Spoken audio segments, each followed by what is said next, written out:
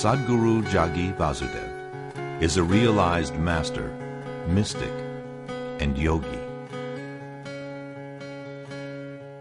He has shown the way for people to attain to their natural joy and to live life with experience from one's own inner nature. His presence is filled with grace and compassion. Sadhguru's scientific approach towards spirituality and work towards the upliftment of humanity have received accolades worldwide. The words that come from him in intensity and utmost clarity, from his deep understanding and wisdom, can change the very core of the being. Belonging to no particular tradition, Sadhguru incorporates what is most valid for the modern person from the spiritual sciences. His work, an outpouring of his blissfulness, finds expression in the form of a ceaseless offering to help all beings. Available to all who are willing, Sadhguru's life is an invitation to the divine through individual transformation.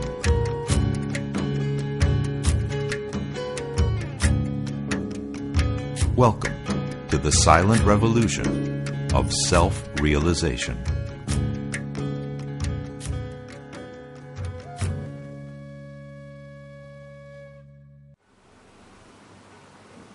You should tell me, what shall we talk about? Enlightenment. I'm sorry? Enlightenment. Enlightenment? My basic question is, what does it feel like? What does it feel like?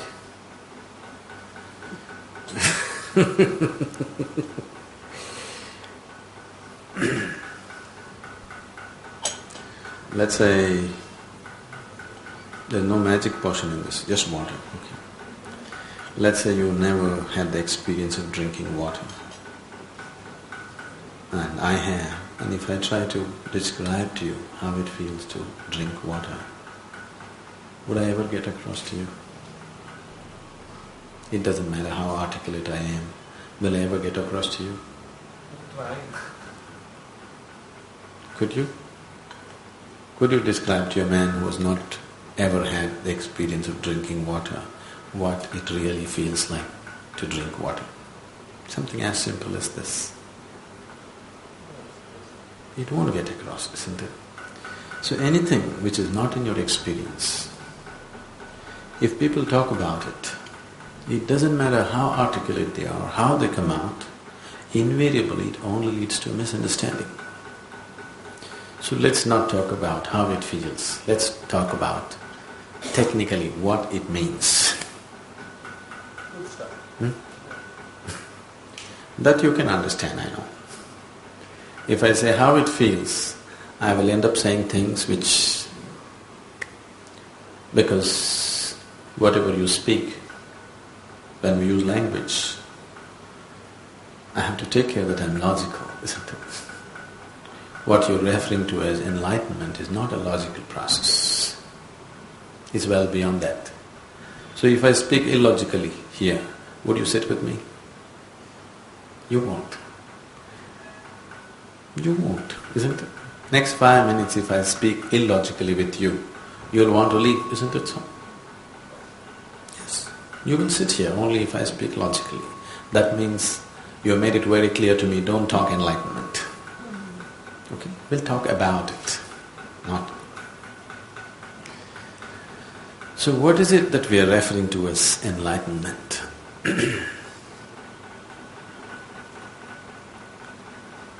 As a human being, there are various levels of experiences that human beings are going through.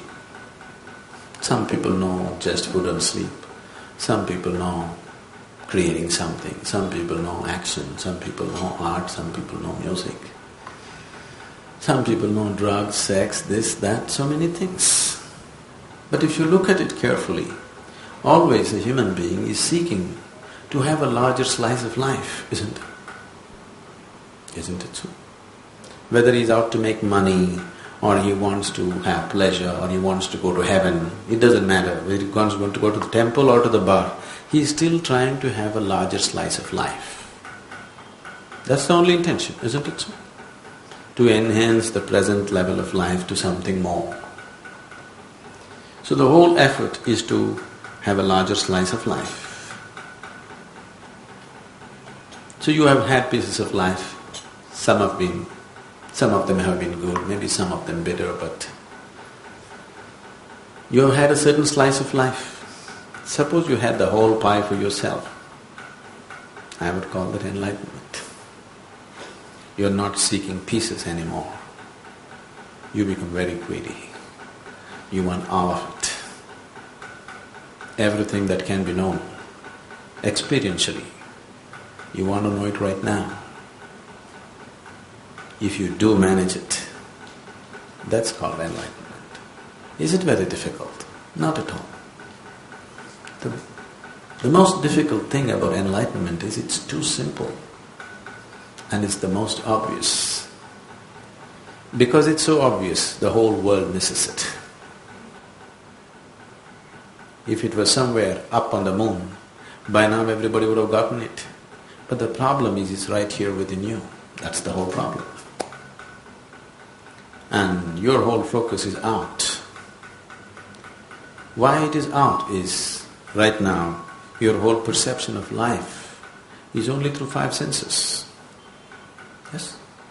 Everything that you know right now has entered you either by seeing, hearing, smelling, tasting and touching. This is the only way you know the world, isn't it? This moment if you shut down these 5 agencies of senses, you will have no experience of life or of yourself. This is what is happening to you when you fall asleep. When you fall asleep, this one is very much alive, the body is alive, the mind is on, the world is on, but all of them have disappeared in your experience simply because the 5 senses have just shut down, that's all.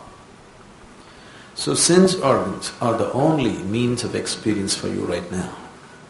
And sense organs in the very nature of things are outward bound.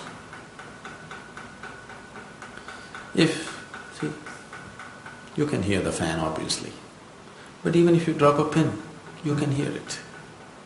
So much activity in this body, can you hear it? No. If an ant crawls upon it, even the breeze from this fan you can feel it on your skin. So much blood flowing inside, can you feel it? No. So sense organs are essentially outward bound. Because of your dependence upon the sense perception, turning inward and knowing the inner dimension seems to be so out of reach. That's only because you do not have the right kind of instruments or right kind of vehicle to turn inward. It is like you want to eat a laddu, but you want to eat it through your ears. Very difficult, quite impossible, isn't it? You just have to understand it can only go here. It can't go here. So enlightenment is that difficult. Understand?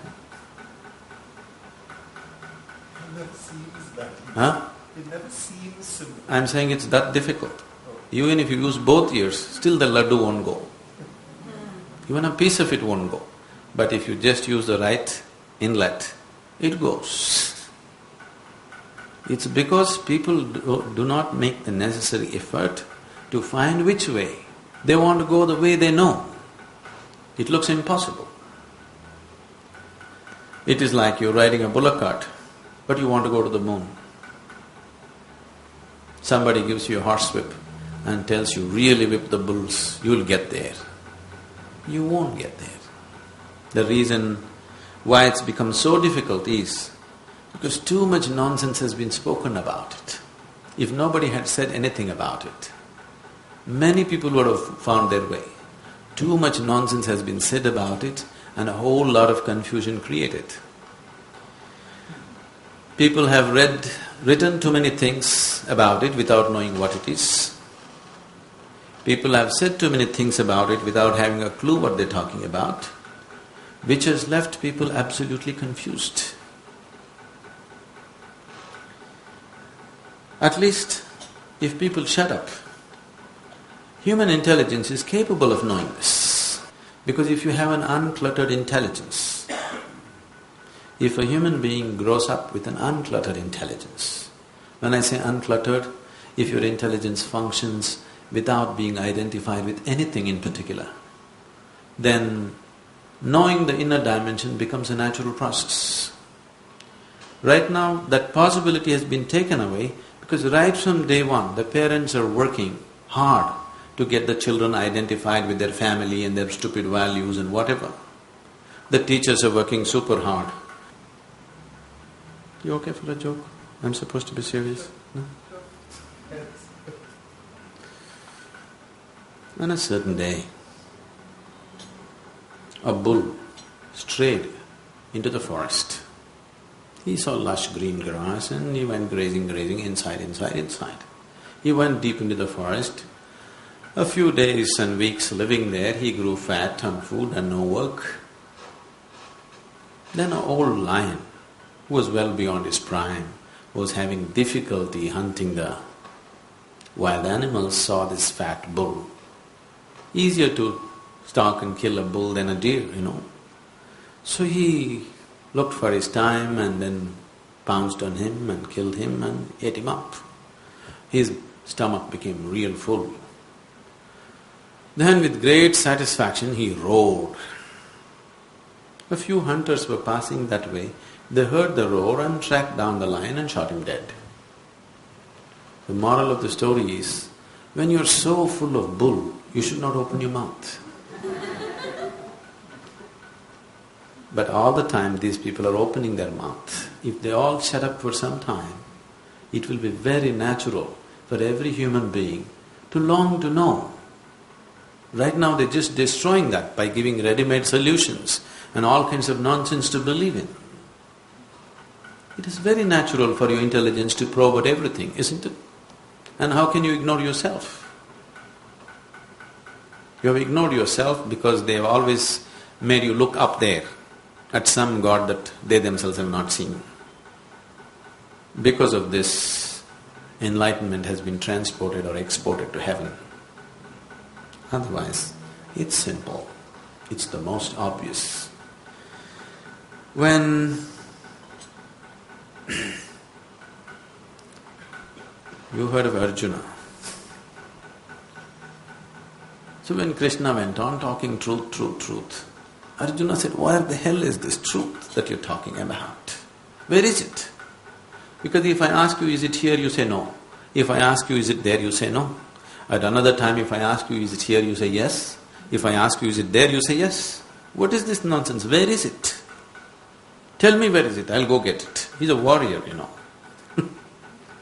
So Krishna laughed and said, the ultimate truth about life is at the tip of your nose. Now there are many schools of yoga who are intensely focusing on the tips of their noses. You try focusing on the tip of your nose, within 2 minutes you'll get a headache, you will not get enlightenment. So all he's saying is it's the most obvious. The problem is it's here, but your senses are set there. So you just need a little bit of turning around, that's all. There's this line that I often go back to in the Bible about many being called but few chosen. It seems like a very unfair spiritual process, it's like a very undemocratic process. So the line I think is about many being called but few chosen. I would say many being called but few choose. Few choose to really come. It's not few are chosen, just a few choose to take the step. People ask me how many steps. Just say, I tell them take one step. And there is only one step. You have taken 1,000,000 steps outward, just one step inward, that's all it takes. But you can't take a step inward like this, you have to turn around and take it. But you're not willing to turn around because you made investments on the outside. It is not that if you turn inward, you lose the outside. It is not so. It is an uncalled for fear. And once again, this fear has been nourished by all kinds of misinterpretations of spirituality. People have always told you if you turn spiritual, you will leave everything and go away. If you turn spiritual, your residence has to be in a Himalayan cave along with the rodents. It cannot be in Bombay. Yes. So an inward step has nothing to do with Himalayas or with Mumbai. It's got nothing to do. Mumbai and Himalayas is a choice of residence, that's all. That's an outward thing, it's nothing to do with your spirituality at all. You like to live in the mountains, fine, it's up to you. It has its advantages and disadvantages. You like to live in Mumbai, it has its advantages and disadvantages, isn't it? It is just that for a long time all those people who wanted to, because there was no process of divorce in India, a lot of people chose spirituality as a way to leave their family. Okay. Because there was no honorable way of leaving your family unless you said, I'm going spiritual. So it's an excuse that a lot of people have used for a very long time. I don't think now you need an excuse, do you? But I don't find my inside a very nice place. You have never seen your inside. What you are right now calling as inside is your mind. Your mind is not inside. Your mind is just society's garbage bin, isn't it? Everything in your mind you picked up from outside. Everything that is in your mind is just what you've been exposed to, isn't it so? Isn't it so? So your mind is not inside, your mind is outside. Processing also.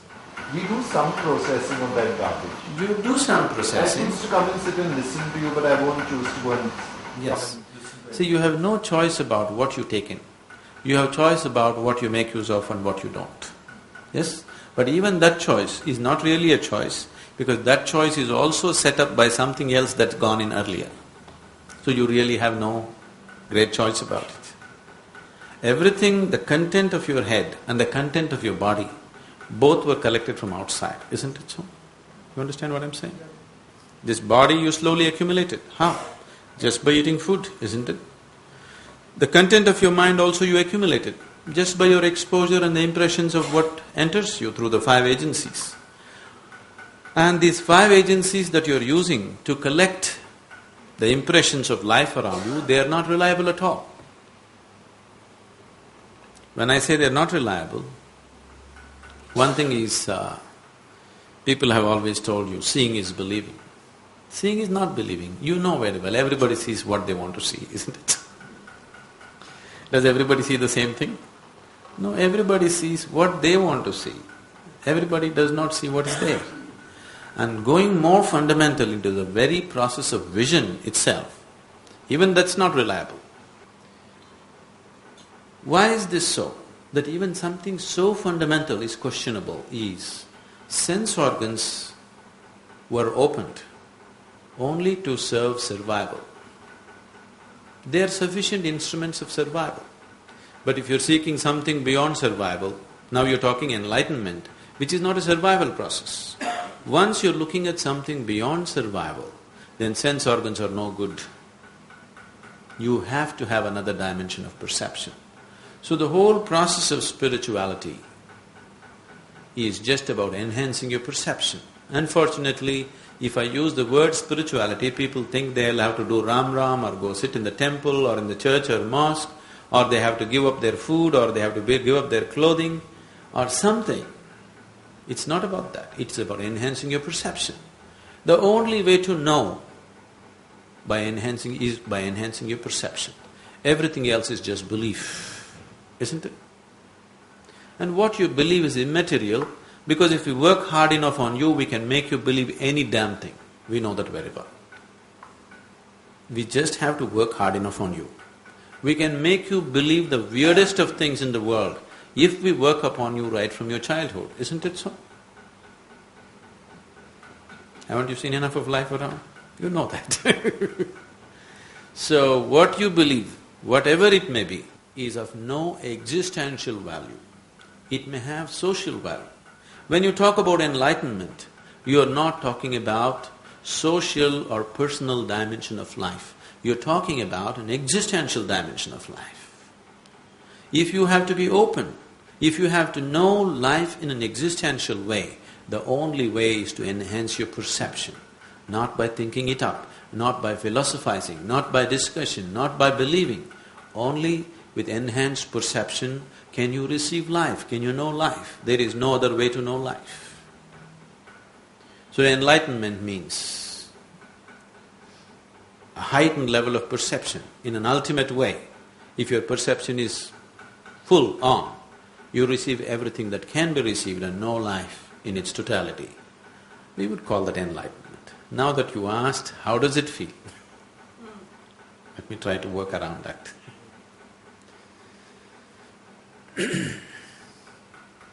Fundamentally, it would, technically, I would say, enlightenment would be like this. If you sit here, your body is here, your mind is out there. What is me is always away from these two things. You can use the body, you can use the mind, but what is you is always a little away from these two things. If you look at life's experience, the biggest limitation upon you right now is your body and your mind. But the only two possibilities in your life are also your body and mind. Yes? The only possibility to exist here is just your body and your mind. At the same time, the biggest limitations upon you are also your body and mind, isn't it? The source of all suffering that any human being may know is his body and mind, isn't it so? Is there any other suffering? All the suffering in the existence, all the human suffering on the planet, the manufacturing unit is in your mind, isn't it so? If you have a little distance from this body and mind, now once you have a clear experience that you are free from suffering, once there is no fear of suffering, how would you live here? Every step that you take right now is half a step, because there is a fear of what will happen to me, what will happen to me, what will happen to me. If you carefully observe your life, I would say, for a majority of the population, at least 90% of their life is dedicated to their security. Their life, the steps that they take in their life are not being taken in search of joy or love or freedom or anything. It is always in search of security, isn't it so? Yes? When you're constantly in pursuit of security, what you're doing is you're in pursuit of death. Because life is never secure. It doesn't matter what you do, how much insurance you have, how much bank balance you have, how many thousand people you have around you. Tomorrow morning you may just fall dead. Yes? We're not wishing it, but it can happen, isn't it? It's happening to so many people. It can happen to you or me tomorrow morning, isn't it? So as long as you're a physical body, as long as your life and the experience of life is limited only to the physical and the mental, living with fear and being constantly security-oriented is unavoidable. It's inevitable. That's the only way you can live. So if your experience of life transcends the limitations of the physical, now physical and mental are there in your life, but you are never a part of it. You can use it, you can enjoy it, but you never become that. If this freedom is attained, can you imagine how you will live? Unbridled life, isn't it? You can play with life any way you want, but life cannot leave a single scratch upon you. Is that a good description of enlightenment? Is it worthwhile? It sounds right. Huh? It sounds frightening also. Frightening what? When you're enlightened, does that person become like vapor? That you begin to see that… you begin to see that everything is like Maya and illusion, and everything fades, and people who, if someone you love gets enlightened, would they also see that you're meaningless and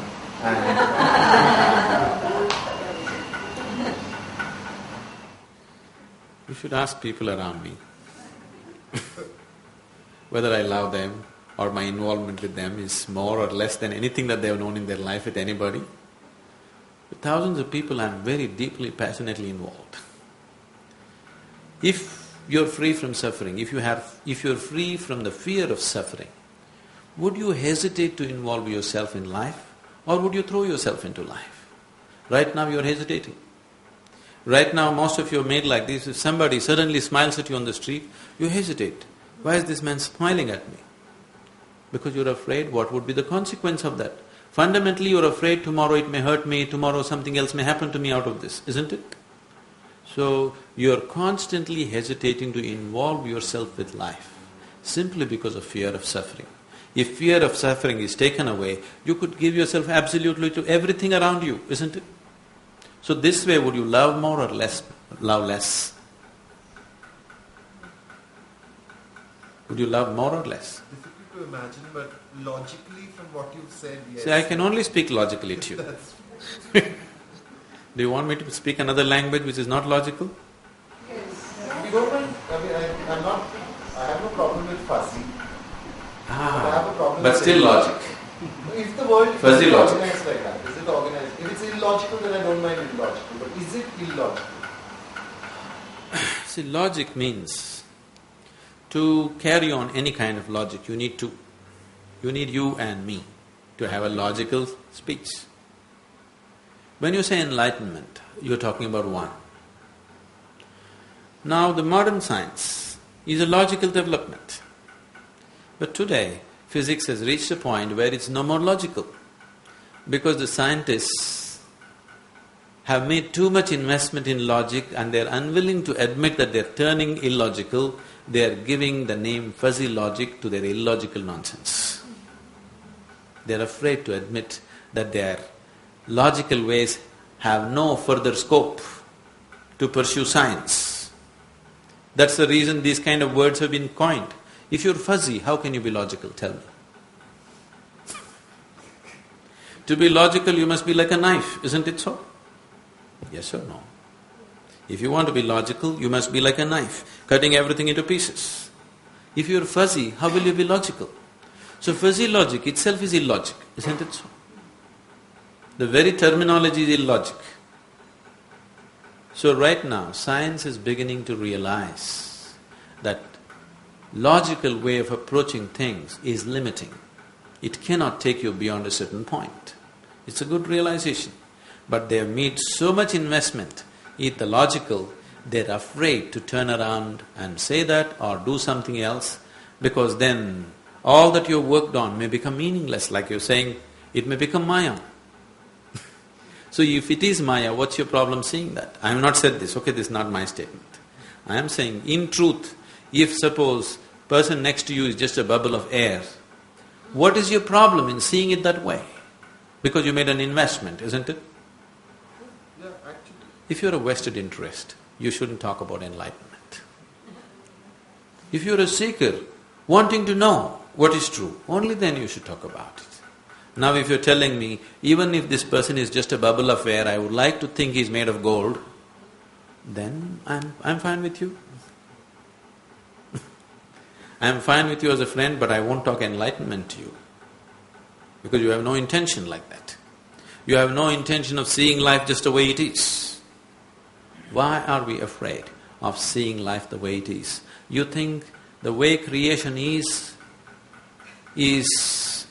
not as good as the way you have imagined it? That's a foolish idea, because you are just a piece of creation. Whatever you are imagining about life, the way creation is must be far more beautiful than the way you are imagining it, isn't it? Because you are just a tiny speck of creation. If you can think up so much, what created you must be much, much more, isn't it so? At least is it logical to see it that way? And I see my mind as a fractured, fissured place with great capacity for violence. And therefore, extrapolating from that, my inventor could well have been demented. And the whole world, the whole of creation might not be benevolent. And that frightens me. And that's why I want him to be not a bubble of air.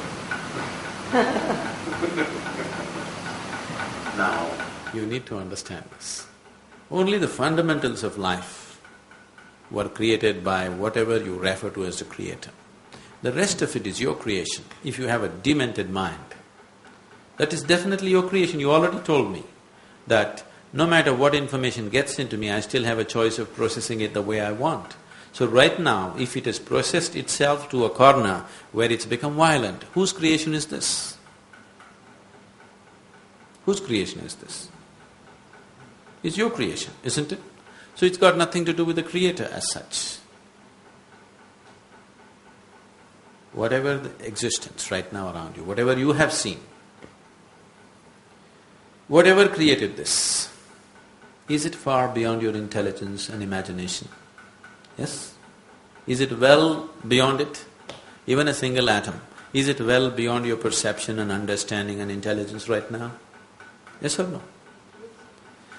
So, such a magnificent creation that you can't even understand a tiny bit of it properly. Could it be wrong? This right and wrong is your idea, isn't it? The only right thing to do is to be in tune with the existence and the creation, isn't it? Now, you are not living in the world. You are not a living being, because 95% of the time, you are only thinking about life, you are not living life. Whatever you are thinking, you are beginning to believe is life, unfortunately. What you think is not life. What you think has nothing to do with life. You can think whatever you wish to, but it has nothing to do with life as such. What yoga practices you performed by which you got this kind of ecstatic and blissful experience? I told you they were very simple and physical, nothing spiritual about it. But what you need to understand is, if something larger has to happen, it's very important that… See, right now what you consider as myself is just these four elements. Your physical body, your mind, your emotion and the life energy which makes these things happen. These are the four components which you call as myself, isn't it?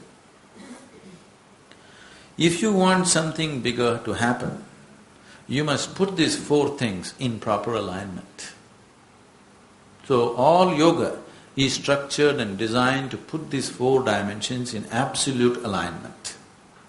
So these four dimensions of body, mind, emotion and energy means head, heart, hands and energy. Is there anybody here who's only head, not heart, not hands, not energy? You're a combination of these four things, isn't it? So you need these four basic yogas. There are only four yogas.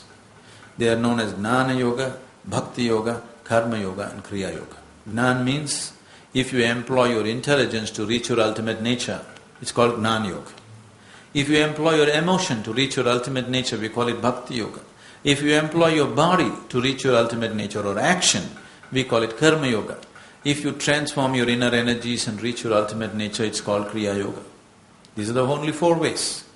But which one shall I take? There is no such choice, because you are a combination of all these four. You have to employ them in right proportion. Now in this person, the head may be dominant, in that person the heart may be dominant, in that person the body may be dominant. Accordingly, a right mixture has to be done, otherwise it won't happen. This is a very beautiful story in the yogic lore. Are you okay for stories? On a certain day, 4 men were walking in the forest. One is a Gnana Yogi, another is a Bhakti Yogi, another is a Kriya Yogi, another is a Karma Yogi. Usually these 4 people can never be together because they can't stand each other. A Gnana Yogi, who is you employing his intelligence, has great disdain for everybody. He thinks everybody is an utter fool, especially these Bhakti people who are looking up and saying Ram Ram. He can't stand them at all. Yes? Sir? Bhakti people, they have sympathy for everyone. When God is here, instead of just holding his hand and walking all this hair splitting and nonsense, this yoga standing on your head, holding your breath, twisting your body, just utter nonsense. Just call for God's help and it will happen. Karma Yogi thinks all these idiots are just lazy. To cover up their laziness, they've invented all these stupid yogas. Kriya Yogi has absolute disdain for everybody because after all the whole life is energy. If you don't transform the energy, where is the way? So these 4 people can never get along together. But today they were walking together. Suddenly a rainstorm broke loose. So they started running looking for shelter. Because the bhakti yogi knows the geography of temples, he said, in this direction in the forest there is an ancient temple, let's go there and get some shelter. They all ran there. They know all the geography of temples in the country. So they ran and then they found the temple. The temple was in a dilapidated condition. Just the roof and 4 columns were there. There were no walls, all gone long ago. The storm became more and more severe and started lashing from every direction, so they went closer and closer. In the center of the temple there is a lingam or whatever is a symbol of Shiva. They had no other place to sit to escape the storm, so they just hugged the lingam and sat, all 4 of them. Not out of any love for God or anything, just to escape the storm. Suddenly God appeared. In all their 4 minds, the immediate question was, why now? So much yoga we did, so much sadhana we did, you did not come. Just now, when we're just trying to escape the storm, here you are, why? So God said, at last you 4 idiots got together. I've been waiting for this moment for a long time. This is the biggest problem. If these 4 dimensions are not in alignment, nothing big can happen. You're trying to drive your car, one wheel pointed this way, one wheel pointed this way. You know what a torture you will be?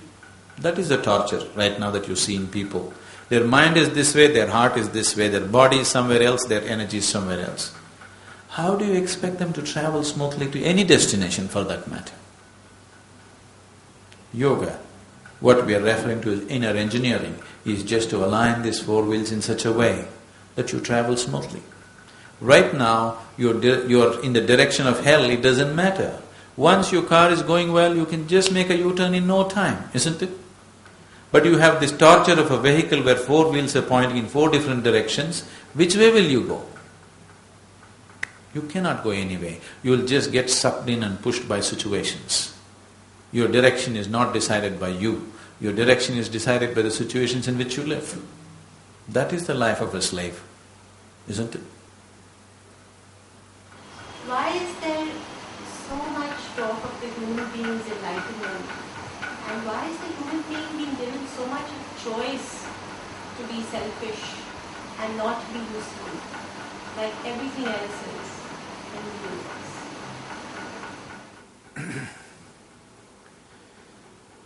See, even the earthworm is not thinking of being useful. Earthworm is also greedy for his survival. He wants to eat as much as he can, he wants to reproduce as much as he can. With what little he knows, he is very selfish. Yes? But his selfishness, we are taking advantage of it in some way to our selfishness. So all creatures, they are structured in such a way, they are not thinking of serving anybody. Don't think the tree outside is thinking of giving flowers to you, it's just trying to reproduce. Yes? It is trying to attract the bees and the birds and reproduce. It is not trying to give flowers to you to do puja in your puja room or wear it in your hair or smell it and feel wonderful about it. It is not at all concerned about you. It is striving for its survival and reproduction, isn't it? Isn't it so? You are giving it all kinds of meanings in your head. But all life, every creature, a plant, animal, insect, worm, is only striving for its survival. But because the creation is such that one striving for survival eats up another one and makes another one survive out of that, the whole process is a chain and it happens. You know the food chain and all that stuff. Why human life needs so much attention is because we are human beings. Earthworms may be having a meeting right now talking about their enlightenment. Okay? But their methods won't work for you. Because we are human society, we are sitting here and talking about human enlightenment. So it's not just that we are paying so much attention to our lives, they are also paying enormous attention to their lives. They are not ignoring their lives. But what is the distinction is, animal life is still compulsive. In yoga, we look at life as happening in 3 different dimensions. This is called Mruga, Manusya and Deva. That means animal nature, human nature and divine nature. Animal nature is well established. Divine nature is very well established. What you call as human is not established. This moment you can be godlike, next moment you can be like a brute. You are swinging between the two. Sometimes you are near to this, sometimes you are near to that. Isn't it so? Look at yourself and see in 24 hours' time how many swings you make. This moment you're wonderful, next moment you're nasty, next moment you're beautiful, next moment you're ugly. Isn't this happening to you? Yes? So you're constantly swinging. There is no such thing that you can point out and say, this is human nature. Humanity is a flux. They can become anything they want. No other animal has this freedom. So this life, which was in that compartmentalized animal nature, has now evolved into a status where it is no more restricted, it can become anything it wants. This is a freedom, but this is what human beings are suffering right now. What people are suffering is not their bondage, what people are suffering is their freedom. That's why it's so tragic. If you're suffering your bondage, that is fine, but you're suffering your freedom. See, if your life was fixed up like animal nature, you wouldn't be suffering so much, isn't it? For example, let's say a tiger is born. He is not sitting there and planning and calculating how to become a good tiger. Just find enough food, he will become a good tiger. Yes? Gobble up as much food as you can, he will become a good tiger. He has no such fears and insecurities, will I become a tiger, will I end up as a house cat? These kind of problems don't exist for him. You are born as a human being. To become a good human being, how many things you have to do? And still you don't know. After all this, you still don't know where you belong, isn't it so? Compared to another human being, you can say, okay, I am better than him. But by yourself, you do not know where you belong. Because what you call as human being is not established. You are left free by nature. This is a tremendous possibility. Later, nature left you free like this, trusting your intelligence, that naturally you will seek higher, not the lower. Because there is something within you which is always trying to seek the highest that you know, isn't it? If you know money, you want to be the richest man in the world. If you know power, you want to be the most powerful man in the world. If you are an arty person, you want to be the most artistic person in the world. Whatever you know as life, it is very natural for you to seek the highest in that, isn't it? So whatever you expose yourself to, you want to go there. So this is a natural urge. So this urge has been put into you and you've been left free to become whatever you want with the trust that you will anyway go for the highest. But right now, human beings are going about as if they want to disprove that. So, the talk about human enlightenment has risen only because of this unstructuring of life for you. If it was very structured, as it is for every other creature, we wouldn't be talking to you about enlightenment, we would be talking to you only about survival. And survival and survival. But now that your life has been slightly unstructured, you can make yourself into anything that you wish. This moment, if you are willing, you can make yourself very joyful and pleasant. This moment, if you want, you can make yourself very unpleasant and something else, isn't it so? So the choice is always there every moment. Most of the time, you are not exercising this choice because you are existing in a compulsive way as a reaction to many things around you. Now the whole effort, what we call a spiritual process or path, is to transform this compulsive being into your conscious being, to make every aspect of life, from A to Z, from the process of life, from the process of being born, from the process of living and death and choosing the very womb that you are born in, into your conscious process. Everything, life and death, into your conscious process. That is what spiritual path means. You are my perfect mirror, you show me what I'm not. In the endless pit of what once was me, layer and layer you peel off me. The pain it is, but the joy it brings. So thank you for showing me what I'm not, for showing me what I could be.